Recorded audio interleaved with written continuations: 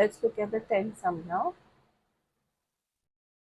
2,345 plus 65,432 plus 76 lakhs 54,360 written. Now let's start calculating. 5 plus 2 is 7, 7 plus 9 is 16. Right, 6 below, carry over 1. 1 plus 4 is 5, 5 plus 3 is 8, 8 plus 6 is 14. Right, 4 below, carry over 1.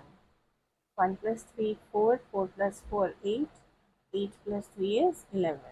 Right, 1 below, carry over 1. 1 plus 2, 3, 3 plus 5, 8, 8 plus 2 is 8 plus 4 is 12. Right, 2 below, carry over 1. Nothing over here means there is 0. 1 plus 0 plus 6 is 7. 7 plus 5 is 12. Right, 2 below, carry over 1. Nothing here, so 0, 0. 1 plus 6 is 7. In the 10 lakhs place, there is nothing here, so 0. 0 plus 7 is 7.